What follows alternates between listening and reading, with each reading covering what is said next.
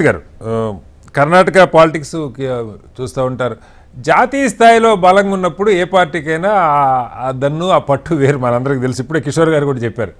కానీ వాళ్ళు జాతీయ స్థాయిలో 1 by 1 ఒక్కో రాష్ట్రం కోల్పోతూ గందరగోళ పరిస్థితుల్లో ఉన్నప్పుడు ఒక ముఖ్యమైన కీలకమైన రాష్ట్రం, అందులో ఇద్దరు దాదాపు సరిసమానం అన్న తగ్గ లీడర్స్, వీళ్ళు ఇద్దరు పార్టీకి లాయల్గా ఉన్నా ఇద్దరికి ముఖ్యమంత్రి కావాలని కోరుకుంది. అదనంగా ఇంకా కొంతమందికి ఉంది.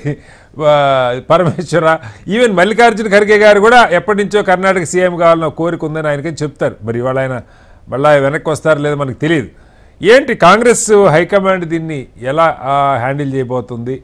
ఒక మాట వినపడుతుంది, డీకేకి అయితే పూర్తిగా సోనియా గాంధీ, అలాగే సోనియా గాంధీకి ఒక ఇది ఉన్నది, ఒక మాట అంటే దానికి స్టిక్ అయి ఉంటారని, అందుకనే ఆయన వాళ్ళు కోట్ చేశారని కూడా చెప్తున్నారు. మాట అన్నిటికంటే ముఖ్యమైనది, ఆ మాటని నిలబెట్టుకుంటారని డీకే ట్వీట్ చేసినట్టుగా కూడా ఒక వార్త వచ్చింది సార్. సో ఎలా దీన్ని సమస్యని పరిష్కారం చేస్తారని అనుకుంటున్నారు రఘుమూర్తి గారు?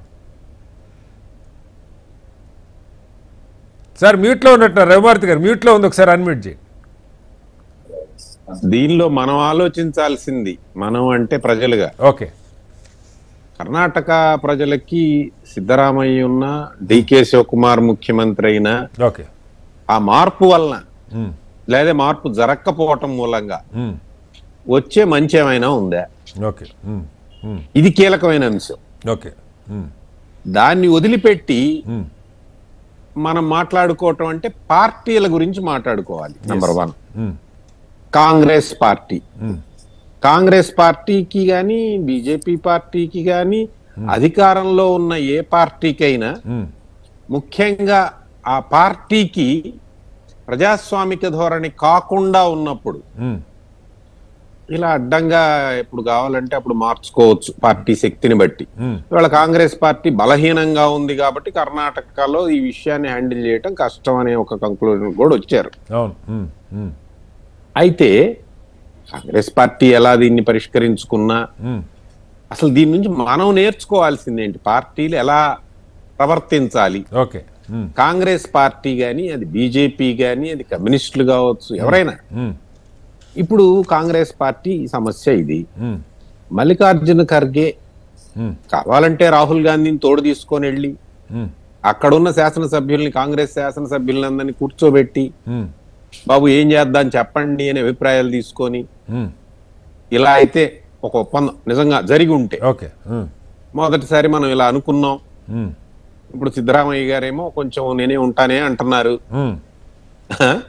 శివకుమార్ గారికి ఏమో మాట ఇచ్చాం, చెప్పండి మీ అభిప్రాయాలు చెప్పండి అని ఒక మెజారిటీ అభిప్రాయమో తీసుకోను, లేకపోతే మేము ఇలా అనుకుంటున్నాం మీరు ఒప్పుకుంటారా అనో, అంటే ఒక డెమోక్రటిక్ పద్ధతి అనేటువంటిది లేకుండా పోవటం అనేటువంటిది రాజకీయాల్లో, ప్రజాస్వామ్యంలో అత్యంత విషాదకరమైనటువంటి విషయం. అది కుటుంబ పార్టీనా, లేకపోతే అది మోడీ షా ద్వయం పార్టీనా, లేకపోతే ఇంకొక కమ్యూనిస్ట్ ఒక పెద్ద పొలిట్ బ్యూరోనా, ఇటు కాదు కదా. అసలు విషయాల్ని మనం ఎలా పార్టీలు ఎలా హ్యాండిల్ చేస్తున్నాయి, ప్రజలు ఎలా అర్థం చేసుకుంటున్నారు, ఇలాంటి మార్పులు చేయవలసిన అవసరాలు ఏమిటి అవసరం. డికే శివకుమార్ ఎట్లా కీలకమైన వ్యక్తి అయ్యాడండి. అందరూ ఎమ్మెల్యేలే అక్కడ.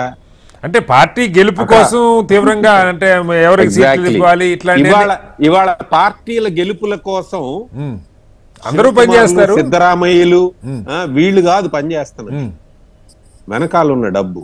ఓకే, ఆ డబ్బుని ఎవరు పూల్ చేయగలరో వాళ్ళకి ఎక్కువ అధికారాలు దఖలపడుతున్నాయి.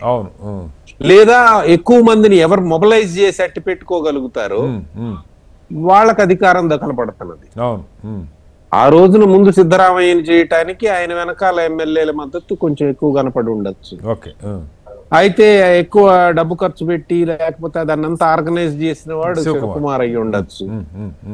ఈ మధ్య పంపకం ఆ రోజున అలా చేశారు, ఇవాళ ఎలా చేస్తారు అనేటువంటిది ముఖ్యమైనటువంటి విషయం.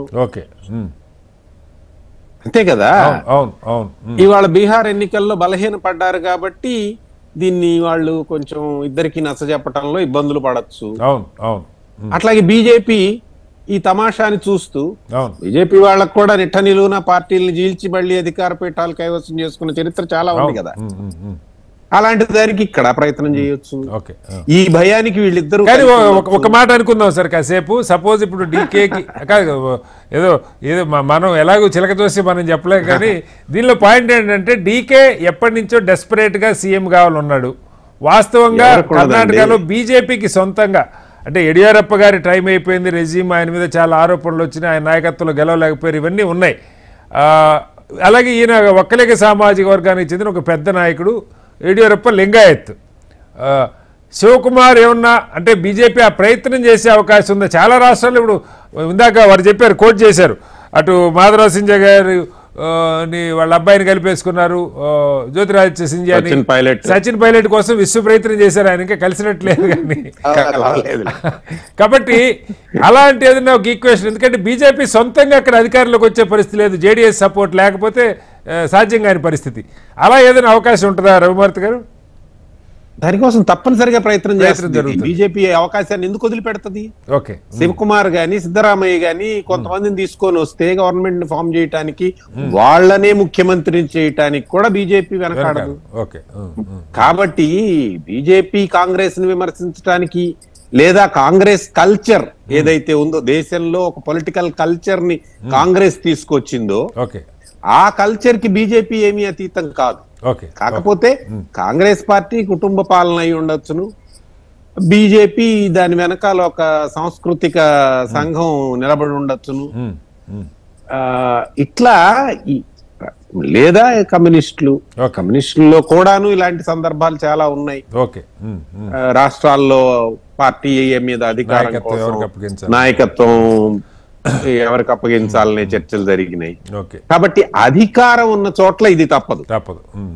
అధికారం ఎక్కడైతే ఉంటుందో అక్కడ ఈ పోటీ తప్పదు. ప్రజాస్వామికయుతంగా ఇట్లాంటి పోటీని నివారించుకునేటువంటి నిర్మాణాలకి ఇంకా ఈ రాజకీయ పార్టీలు ఎవాల్వ్ చేసుకోలేకపోతున్నాయి.